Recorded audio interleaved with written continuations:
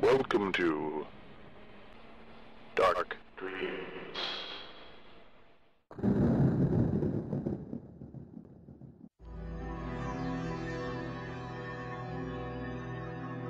The moon is full and it is dripping with blood. Now comes Blood Moon Rising magazine.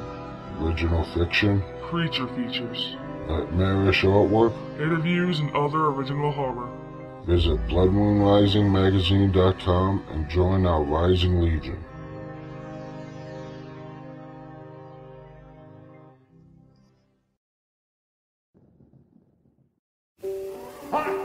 I say every house in America should have an electric chair. And every man just once in his life should sit in it, just so that he can feel the power of millions of gallons of electricity flow through his veins. I got an electric chair, that's all I need. You get an electric chair, Sheldon, you don't have to worry about the audience. You get an electric chair, you can tell them anything you want, as long as it's real. You get yourself an electric chair and they'll sit there all night long. Kind of a funny idea, sitting in an electric chair and doing a show. Well, think of the therapeutic value of an electric chair and all the money it is. Yes, an electric chair in every home. The Electric Chair, a show about horror. ElectricChairShow.com. An electric chair. Wow.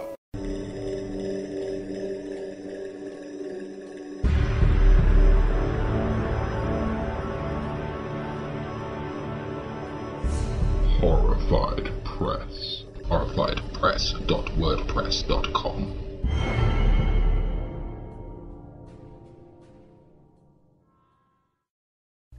The Field of Shrieks by Scott M. Gorisak. My mother left my father and me when I was 3 years old. Dad taught me how to ride a bicycle, throw, and hit a baseball. He volunteered to be my Cub Scout leader and my Little League baseball coach, while other fathers sat at home on their couches. He helped me with my studies, and as I grew older he told me about the birds and the bees. So today isn't my proudest moment. Today I had my father committed to the Almost Heaven nursing home. I feel terrible. The unbearable guilt weighs heavily upon my conscience. Dad was always there for me, every step of the way. No matter what the situation, he was there supporting me through the good and the bad. And believe me, there was plenty of bad, including the numerous times my path crossed with the local authorities during my adolescence. One horrific event that still haunts me from high school is the memory of my senior prom. I remember it so vividly. I went to pick up my date, Abby, from her house, only to be greeted by her parents' puzzled expressions, and then their informing me that she had left to meet me at my house. I spent prom night being interrogated by the local police as Abby's parents accused me of having some involvement in her disappearance. The intrusive interrogation lasted all night, and through the wee hours of the morning, before being released.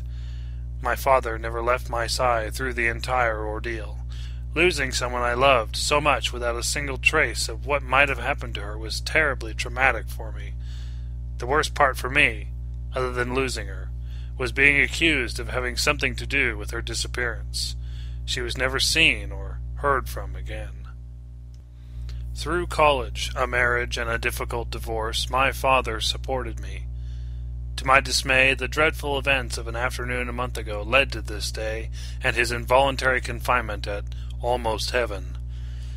It all began when my ex-wife showed up unannounced and unexpectedly dropped off our 8-year-old daughter, Holly. I was in a bind. I was scheduled to be out of town for my job for the ensuing 3 days, so I called my father and asked if Holly could spend a few days with him. He happily agreed. I was relieved that he could help me out on such short notice, I drove my daughter over to his house on my way to the airport. When I pulled up in front of his house, he was waiting for us in the front yard. My daughter was thrilled. She opened her car door and ran to him. He scooped her up in his arms and hugged her. I looked down at my wristwatch to see that I had to leave immediately if I were going to make my flight. I hugged and kissed Holly goodbye. I waved to her as I drove away. It was late when my plane landed, so I didn't bother to call my daughter, fearing that I might wake her at such a late hour. The following day I tried to call her a few times, but only got the answering machine. I left her a message each time, telling her that I loved her and missed her, adding that I would see her as soon as I returned. I assumed that my father might have taken her out to dinner or a movie. When I got off the plane, I raced to my dad's house to see her. I got out of my car only to find my father wandering aimlessly around his yard, incoherent and unresponsive. Holly was nowhere in sight. He didn't reply when I asked him where Holly was. I placed my hands on his shoulders and shook him. His eyes were lifeless. I looked around and frantically called out to my daughter. She didn't answer. I released my father and ran searching the house and the surrounding area. There was no sign of Holly anywhere. I immediately called my ex-wife and asked her if she had picked up our daughter. Her panicked tone of voice prompted me to call the police without any further hesitation. We scoured the neighborhood and the woods nearby and found no trace of her. We searched the area for a week without finding any clues to her disappearance. My father had sunk further into oblivion. His foggy trance precluded his illuminating any knowledge of my daughter's whereabouts. A physical examination by his doctor revealed that he was suffering the results of a stroke. The lifeless stare of his eyes that used to be full of life haunted me. His left arm hung motionless at his side. This wasn't the way I envisioned him leaving this world. Watching him in his increased disability created the hole in my heart. Not only knowing what he had suffered that day, or what may have happened to my daughter, plunged me into a deepening depression. I was so embattled emotionally for my father and my daughter that I didn't know what to feel. My daughter was gone, and it was his fault. Or was it? Did he have the stroke, and she wandered off for help? Did someone apprehend her when she went for help? Did she get lost? How could I have left her? There is no way to know. I felt guilty that he had the stroke, but I was furious at him and myself for my daughter's disappearance. I was so conflicted.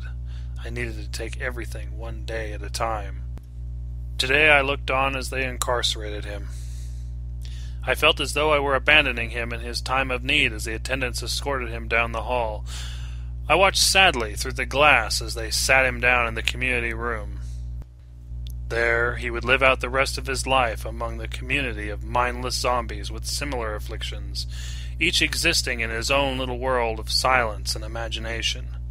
There he sat on the couch, not moving or saying a word, an empty shell of a man, wandering through the world, unaware of his surroundings and actions.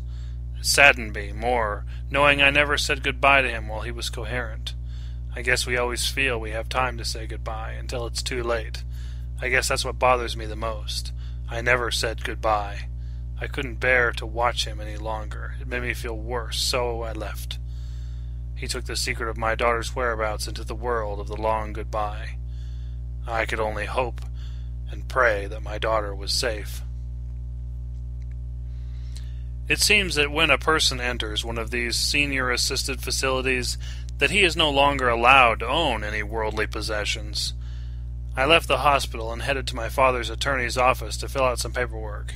At the attorney's office, I signed ownership of his house, car, and any other valuables so that they could be cataloged and auctioned off to reimburse the facility for their services. I signed off on all the requested paperwork. When I stood up to leave, the lawyer handed me an envelope. I opened it and pulled out the contents: a deed, a map, and a set of keys. I read further. The deed was to a house and property located in northern New Jersey. I asked the attorney what all this was. He replied that it was a property my father purchased before I was born.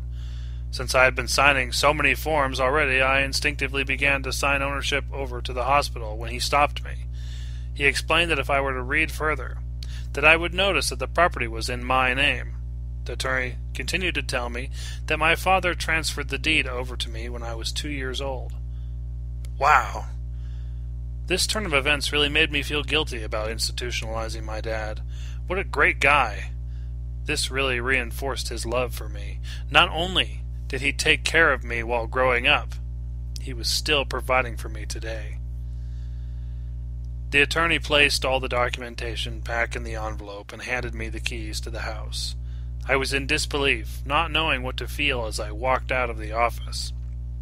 I sat in the car and relived the day. I thought about the recent events of the month and cried. I went to my apartment, and after further reviewing the contents of the envelope, I decided that I needed to take some time off from work and set out in search of this newfound residence the following day. After a 2-hour ride, I found myself in Swartzwood, New Jersey. I stood in the driveway, staring through the padlocked gate of the high fence that surrounded the property. The house was definitely in need of some tender, loving care. I thought it odd that the lock and chain looked new. I reached into my pocket and pulled out the ring of keys and searched for the one that would open the lock, but none of the keys on the ring worked. Tired from the drive, but determined to check out my new property, I lumbered over the fence and dropped to the ground on the other side with a painful thud. I brushed the dirt and leaves off my pants and trudged toward the house to see if any of the keys would open the front door. I walked across the grass-covered slate walkway to the porch. Each step creaked under my weight as I walked up the wooden steps. The hinges squeaked loudly as I pulled open the screen door. The first key I tried in the lock turned the doorknob. The air in the darkened living room was thick and stale, but the house seemed to brighten as I walked deeper into it. The afternoon sun flooded the kitchen. I opened the back door, and the view of the most beautiful lake I had ever seen was breathtaking. The sun sparkled across the peaks of the waves. The rocking chair on the back porch rocked gently as the wind blew in off the lake. I imagined my father sitting out here enjoying the view. I couldn't imagine why my father had never brought me here. The lake and the surrounding view would have been such a great place for a kid to visit. I turned my attention from the lake to the yard. The yard was vine-strangled and weed-infested, but the strangest part of the yard was the brand-new above-ground swimming pool nestled into the landscape. Why did my father purchase a swimming pool?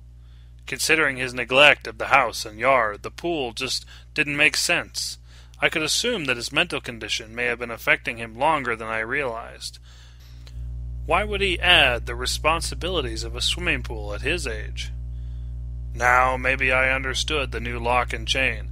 Perhaps he had someone install it for him, and that's why there was no key on the ring.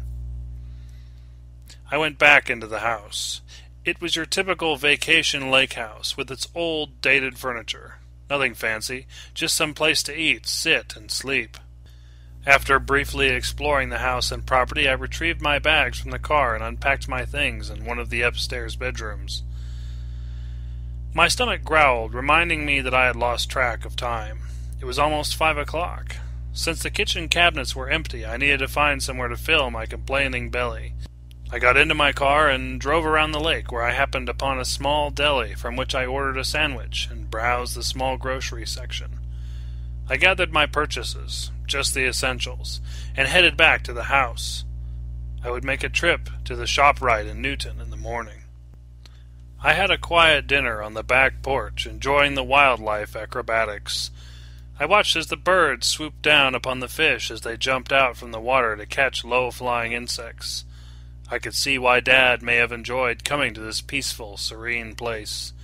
Before I knew it, I felt myself nodding off, so I deposited my glass and plate in the kitchen sink and climbed the stairs to get ready for bed. Sometime in the dead of night I awoke from my slumber with a start. I sensed it was a loud noise, but when I listened, nothing followed. I must have been exhausted or too disorientated in these unfamiliar surroundings to focus, because I imagined that I saw the outline of a person standing at the edge of my bed. I scrambled to turn on the light and discovered that I was indeed alone. I convinced myself that my imagination must be running rampant, but I got up and checked the house anyway. I plodded out into the deathly still hallway, and wandered from room to room through the gloomy darkness. When I was satisfied that I must have been awakened by some wildlife activity outside, I returned to my room, turned off the light, and succumbed once again to sleep. In the morning I tidied the place up a bit. I pulled all of the sheets off of the furniture and opened all the windows to air out the lingering stale odor. In my earlier exploration of the house, I found a large quantity of cleaning supplies, more than necessary for such a small house that seemed effortless to keep clean, an endless supply of rags, bleach, and spray deodorizers. I shook my head, wondering what my father might have been thinking over the past few years. I was again reminded that I wasn't as perceptive of his deteriorating mental condition as I should have been. I dusted, vacuumed, and disinfected every room systematically. By late afternoon, the house was inhabitable. I went to the refrigerator, grabbed a cold beer, and relaxed in the old rocking chair on the back porch to the soothing sounds of crickets and the bullfrogs serenading their mates as darkness fell. This place was so peaceful that it temporarily distracted me from my troubles. After dinner, and the effects of the alcohol and fatigue set in, so I turned in early. My sleep was once again interrupted in the middle of the night. I jolted upright with the same, but more intense apprehension as the night before, that I wasn't alone. Unlike the previous night, I was able to focus, and I hesitated to turn on the light, intrigued by the sensations before hearing the most blood-curdling shriek I ever heard. The hair stood up on my neck, and the room suddenly felt cold. The scream was so clear that I sprung from the bed and ran outside to offer assistance. I stopped running when I didn't hear any further sounds toward which to run. There I stood, barefoot in the dew-soaked grass in the middle of the backyard, surrounded by the silence of the dark, and listened hard with dismaying observation. Then I heard a low moan, then another from behind me. A scream followed. I frantically spun around after each sound to see where the sounds originated, but I didn't see anyone. A chorus of suffering and crying screams, shrieks and moans continued and escalated in volume, echoing through the darkness. I shielded my ears with my hands against the cacophony, as if I was in the middle of a crowded room closing in on me. I felt a touch upon my shoulder and ran, panicked, back into the house. Glancing back over my shoulder as I ran, I thought I saw numerous shadows gathering where I had been standing. The screams and moans continued until the back door slammed closed behind me. Then all was silent. I tried to convince myself that my imagination was running wild again as I ran up the stairs to the bedroom and dived under the bedclothes. I was suddenly and absolutely terrified of my surroundings, and was relieved that nothing more happened that evening. When I arose the next morning, I trudged warily down to the kitchen to prepare my breakfast of eggs and 2 slices of toast, and sat down at the table to eat. As I was eating, the suffocating feeling from the previous evening returned. Although I was sitting apparently alone at the table in the empty kitchen, I felt as if I was sitting in a crowded room. I escaped my claustrophobia in the rocking chair on the back porch, and prepared to enjoy my breakfast, while I enjoyed the serenity of the morning. But the vista quickly reminded me of the events of the night before. I gazed out into the yard where I presumed I had stood in the darkness. All of the grass in the yard was normal in appearance, except for a large circular area around where I had stood that had been trampled down. I took a bite of my breakfast, as the bizarre thoughts festered in my mind, and I thought that I heard the soft, eerie, lonely sounds of disembodied voices around me. I didn't know what to do, but I needed to do something. I abandoned my breakfast, and ran until I was standing in the middle of the yard, staring back at the house, expecting to be followed by a crowd of shadow people, but no one followed, and the feeling subsided. I decided to take my mind off of these eerie feelings and bury myself in some yard work. I assigned myself the task of opening the padlock on the gate. I went down to the basement and located a hammer. I went out to the gate, struck the lock, but to no avail. I tried again. Nothing. Time after time, I banged the hammer against the brass-colored lock and failed to force it open. I thought that it might be easier to take out the fence panel rather than break the lock, so I went back into the basement and pulled out a shovel and a saw. When I returned to the gate, I found it wide open, with the lock and chain laying on the ground. I was happy to find my chore done, but I was puzzled as to how it had happened. I walked the yard to determine what to do next. I peeked under the pool cover to find crystal clear water. The refreshing chlorine smell invited me to jump in after I completed some of my chores. I flipped a switch, and the filter motor whirred quietly. I figured that since the gate issue pretty much resolved itself, cutting the grass would be the next chore to accomplish. I opened the outer door to the basement, around to the side of the house, and wheeled out an old gas-powered push lawnmower I had discovered when I was looking for the tools earlier. I checked its gas and oil levels, flipped the choke on, and pulled the starter. It didn't start. I primed the engine and tried again. The engine sputtered, and then died. On my third attempt, the engine came alive with a loud roar. I began my assault on the overgrown, thick, and matted grass. The lawnmower choked as it fought its way through the dense vegetation and stalled numerous times as I forced it to work harder than it was able. The endless rolling hills and uneven surface that constituted the landscape made this task tiring. Up one side of a hill and down the other repeatedly provided a great workout that I hadn't bargained for. My legs burned against the muscle strain. I thought to myself how very odd this property was. Eventually I would need to rent a tractor with a greater attachment to level off the ground. But that would be another day's task that I couldn't fathom at my present depth of fatigue. I certainly hadn't realized how tiring this was going to be. Halfway through my task, I finally started to cut the grass around the very inviting crystal-clear pool. As the hot sun rose in the sky, I couldn't wait to finish mowing and jump in. Anticipating a relaxing swim after this grueling work, I turned back to finish the grass, when suddenly I felt the cooling sensation of water splashing against the back of my neck and dripping refreshingly down my sweaty back. I turned, expecting to see the culprit of the splash, perhaps a duck or maybe a swan swimming about, but there was nothing in the pool. Again, the inviting coolness of the water returned to my mind. The water looked intoxicating. So much so that I took off my shoes and socks and slid my body into the revitalizing water. I swam about as it rejuvenated my senses. I underestimated my euphoria as I closed my eyes and floated on the water. In my reverie, memories of my daughter flooded my mind. I tried to open my eyes but was unable to.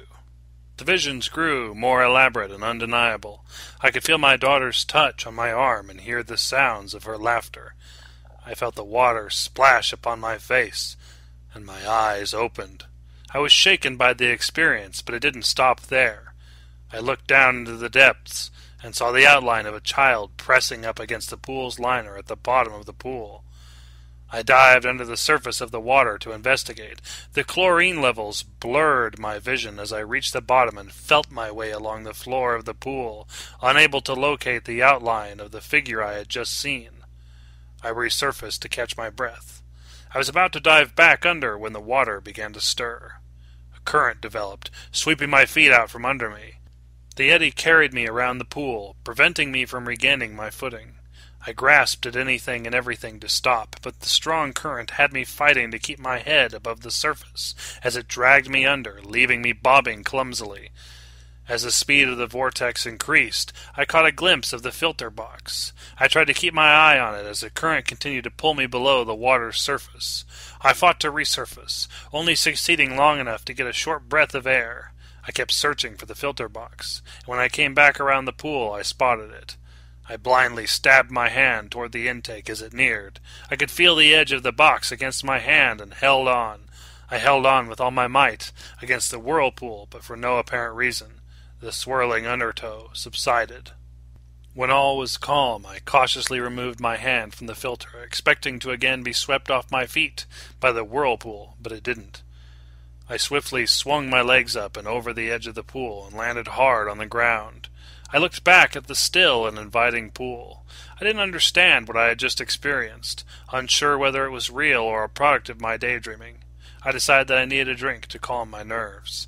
I entered the house through the kitchen door, grabbed a beer from the refrigerator, and went back outside to recuperate from my ordeal in the rocking chair. When I finished the beer, I felt calm enough to get dressed and resume cutting the grass. I was almost done cutting the last patch of the lawn near the house when I ran over something that stalled the engine. I turned the mower over to remove the offending debris. Looking underneath the deck of the mower, I pulled what I initially thought was a stick, lodged between the blade of the mower and its chassis. I was ready to toss it aside, but after handling it I thought it odd in the way it felt in my hand. Lighter than a stick, and not splintered as I would have expected a stick to be if it had come in contact with the blade of a lawnmower. After further investigation, I concluded that the object was a large bone, with the dried web of the marrow exposed. I thought that it might be a deer bone, but upon closer inspection of the ground from where it had come, I found more than I expected. A rough area on the surface of the ground had been disturbed by the blade of the machine. I got down on my knees and found another bone sticking out of the soil.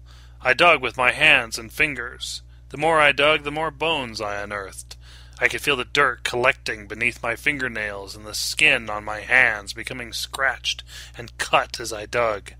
Fueled by the discovery of a rib cage and then a skull, I couldn't stop.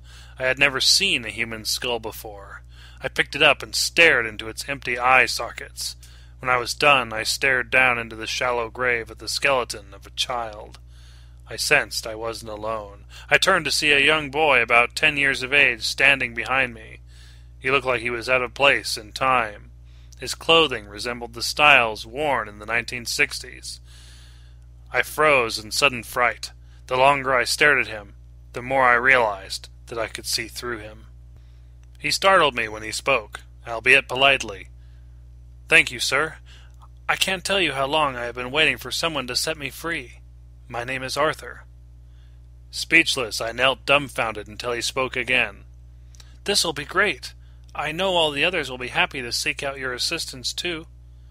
"Others?" I responded. He nodded yes. "How many others are there?" I asked. He shrugged his shoulders and replied, "I don't know, but there is one who has been here almost as long as I, who can answer that question for you. I'll show you where she is." "Show me?"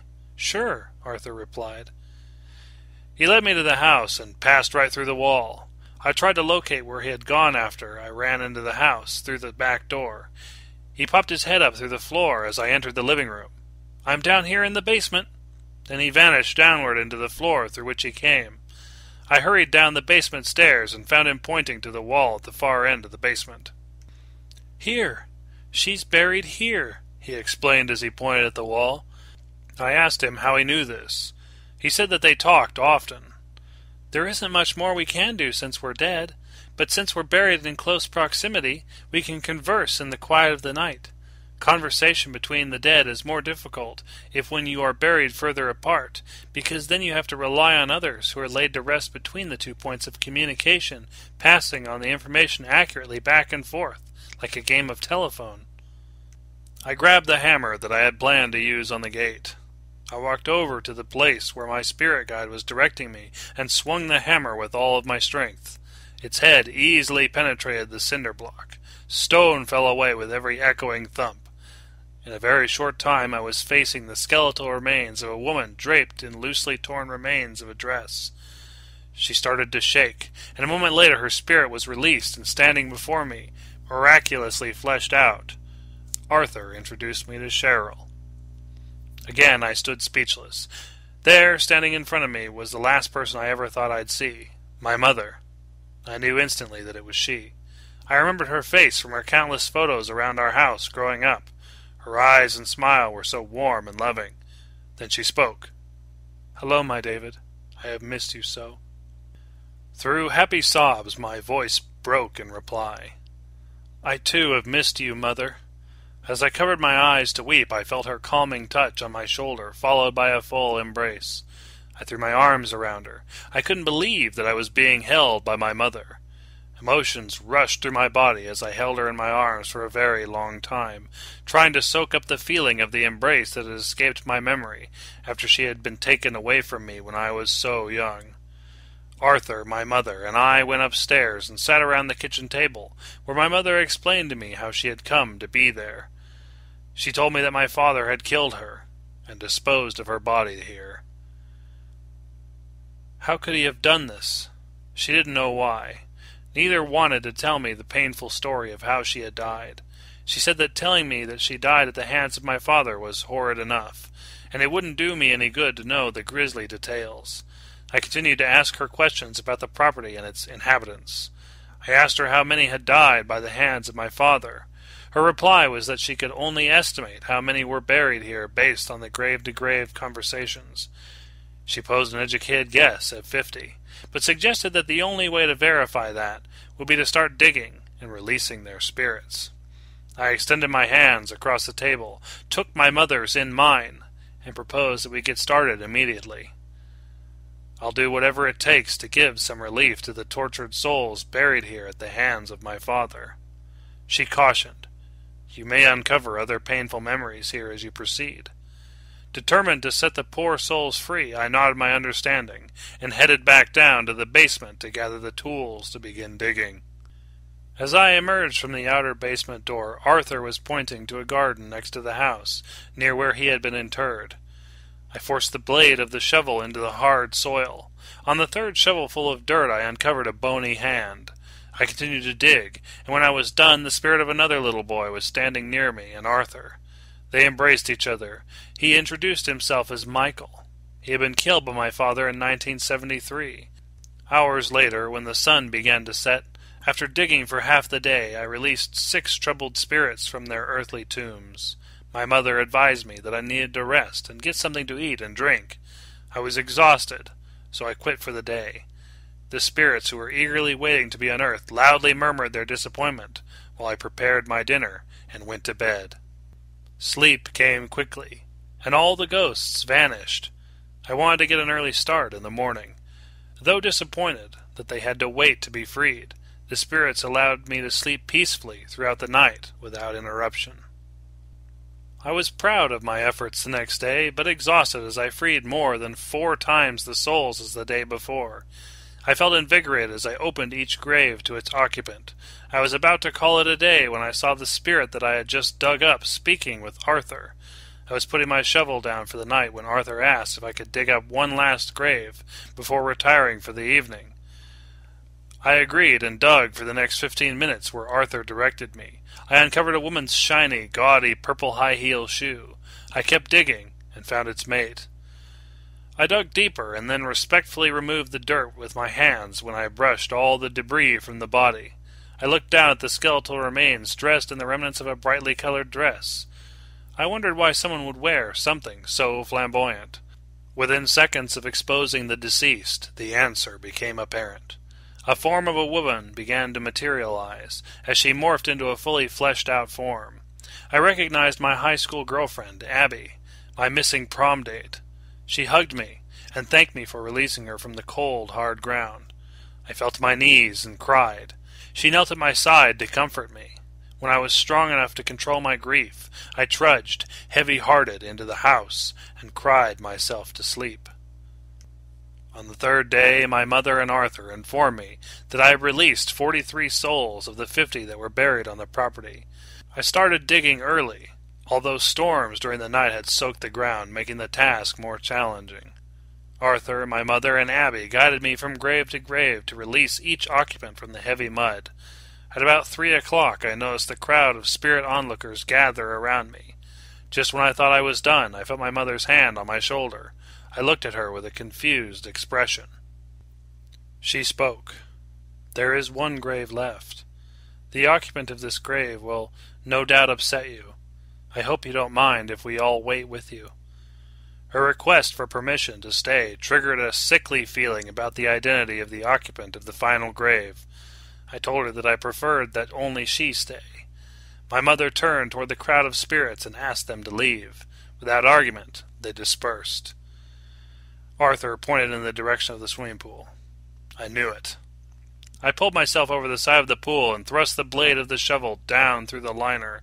The water whooshed through the hole and escaped beneath the walls of the pool before the pool collapsed. I stood looking down at the outline of the shape of the body beneath the liner. The water had washed all the sand and soil from the ground underneath, exposing a lone occupant beneath. I cut a large circle in the liner around the shape with the shovel. I paused a moment before pulling off the liner and exposing the identity of the victim below.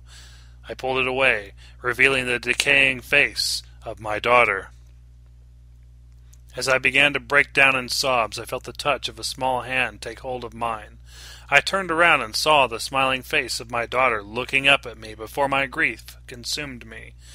I felt my heart begin to cry. I knelt down and hugged her tightly to my chest.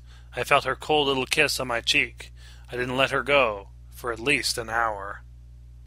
My heart was broken, knowing that my father had killed the 3 most important women in my life. I walked hand in hand with my daughter into the house. My mother followed. We sat at the kitchen table. My daughter's spirit sat in my lap, and we talked for an hour before the conversation turned to the gruesome events of her horrible last days with Grandpa. Holly told me that they had left Grandpa's house shortly after I had driven away to catch my plane. He took her for lunch before driving her up here. He gave her a tour of the house, and they sat on the porch and watched the geese swimming in the lake. Then, suddenly, without warning or provocation, he attacked her and beat her with his hands. He strode into the house and returned with a shovel. She tried to run, but he struck her with the shovel, deeply gouging her skull. The blood poured down her clothes. The whole time she kept asking him why he was angry and what she had done wrong. She said he had never responded, but instead struck her with the shovel a second time, sending a veil of blood over her face and temporarily blinding her. He stared seemingly right through her. She went on to tell me that he dragged her while she wept, and she lay helpless on the ground watching as he dug a hole.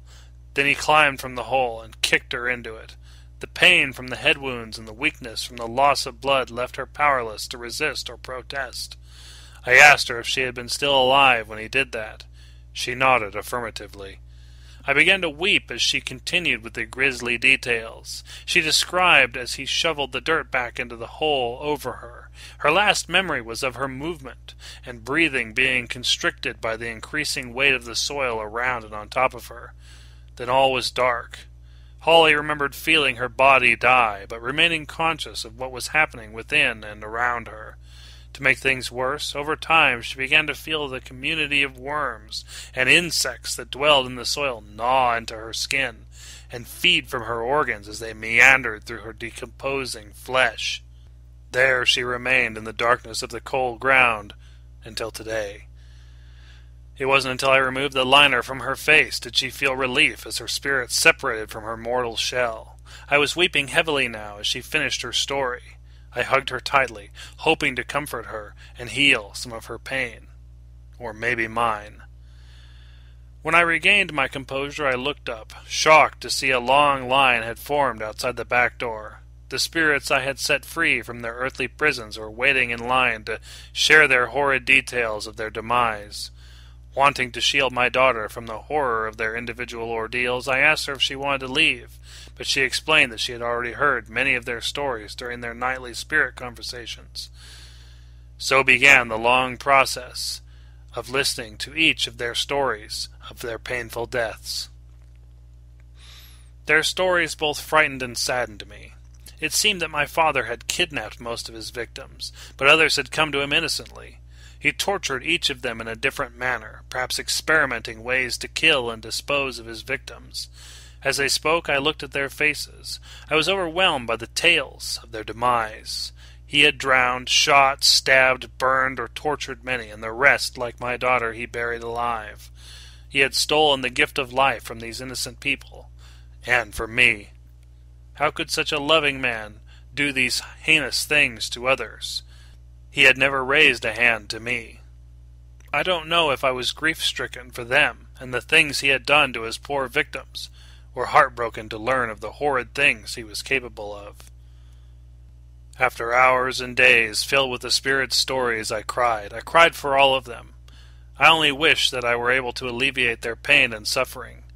I thought it odd that after I freed them from their earthly confinement they remained in the house. Were they earthbound forever? I wondered what else I could do to help them. The idea came to me the day before Father's Day. I decided that it might be appropriate for my father to have a reunion with his victims. In the morning I called ahead to notify the hospital of my intention of checking my father out of the hospital for the day. They said that they would prepare him before I arrived around 10 a.m. I finished filling out the paperwork. I was both nervous and angry. The doctor on duty questioned the wisdom of signing my father out of the hospital. The doctor explained to me that his condition remained unchanged since I dropped him off. I verbalized I didn't want to have him spend the holiday in the hospital. I wanted to give him a change of environment for the weekend. The attendants brought my father out. Visibly, he looked older, but physically healthy, as he walked down the hallway toward me. It was the first time I had seen him in a month. Seeing him sent my rage into overdrive, but I successfully restrained myself from killing him right then and there.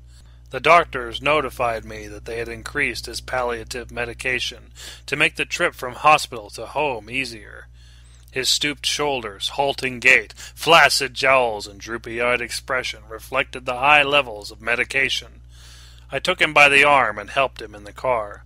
I buckled him in, and then got in. The drive was uneventful. He didn't speak a word or do anything but stare blankly until we approached the lake house. I wasn't sure whether his stirring indicated that he recognized his surroundings or that the medication was wearing off. His hands began to fidget, and his legs stretched in and out. I drove slowly up the long driveway. I glanced over at him and noticed that he was perspiring. He knew. The bastard knew. What a convincing actor he was. What a fool I was to believe his Alzheimer's ruse. I parked the car next to the house, got out, and walked around to my father's door. I opened it and reached in to unbuckle the seatbelt. He tried weakly to resist as I dragged him from the car. He started to babble and murmur unintelligibly, keeping up his act. When we were only a few feet from the gate, he spoke. "Stop pulling me." "Hello, Dad," I responded. "I was wondering when you were going to say something." "I want to go back to the hospital now," he demanded. I asked him what was wrong. He didn't reply. "I'll take you back later. I thought you might enjoy a day out in the fresh air away from the stuffy hospital. Perhaps a family reunion might cheer you up." I was now physically forcing him to the gate. He screamed for help. I reminded him that no one could hear him scream this far from the road. "But you probably know that already, don't you, Dad?" Of course he knew it. He knew it all too well, as did his victims. He continued to attempt to escape from my grip. We reached the closed gate, and it opened by itself. There he saw the work of my labors. He looked up and stared at the endless sea of unearthed graves before him. One by one the spirits materialized. Standing at the edge of each hole was the spirit of the grave's occupant, his victims. He turned and saw the dismantled swimming pool and the ghost of his granddaughter staring back at him. He continued to look around and saw the concrete debris and the spirit of my prom date. Then he saw my mother grimacing from the back porch. I pushed him into the backyard, where he fell to the ground. I closed and chained the high gate behind him. I sat on the outside of the gate for a moment and listened. I heard my father scream, "No!" Then I heard Arthur's voice. "Hello, Father." I froze. Oh my God! Arthur was my brother. The volume of my father's screams escalated as I turned back toward the gate. I hesitated and then backed away as I heard his fists banging and scratching on the gate. He screamed out empty apologies. He called to me and pleaded for forgiveness. I responded to him that it wasn't my place to grant forgiveness for his reprehensible actions. He had inflicted too much pain in his lifetime, and he had to seek forgiveness from a higher source. He begged me to release him from the clutches of his tormented victims. I wasn't in the mood to grant leniency. Whatever happened next was between him and his victims. I could only assume that the spirits had begun to inflict punishment upon him as his screams grew stronger. I heard my father's wailing and pleas for mercy between his screams. I felt vindicated in giving the spirits an opportunity to have their way with him. I was consumed with hatred for the man. I could never forgive him for taking my loved ones from me. His screams transformed to sounds of ghoulish gibberish as his mental capacity diminished. I glanced up at the fence for a brief moment to witness pieces of his tattered clothing, flesh and sprays of blood flying through the air. Satisfied with having reunited my father and his victims, I turned away and calmly walked back to the car. As I did so, I heard my daughter's voice in my head. "Daddy?" I turned back to the fence and saw my mother, my daughter Holly, and Abby looking back at me. I walked back toward them. Abby came to me first. She hugged me and planted a surreal kiss on my cheek. Then she stepped back as a bright light grew from within her, consuming her human appearance, and she vanished. The light gently wafted on the breeze until I lost sight of it. My mother stepped forward and hugged me. Then she whispered in my ear, "I'm so glad I was able to see you as a grown man." Then she kissed me before vanishing into the light. I smiled as Holly looked up at me. I grabbed her and held her tightly. I began to cry, sensing that our time together would be fleeting. She reassured me. "Don't cry, Daddy. We'll see each other again." I told her how much I loved her and how I was going to miss her. She thanked me for coming for her and added, "Don't worry, I'll always be with you." We kissed each other goodbye and hugged one last time. She stepped back from me and waved before the light collected her to itself. I watched as she floated upwards, and then she was gone. I smiled and felt my heart grow whole again.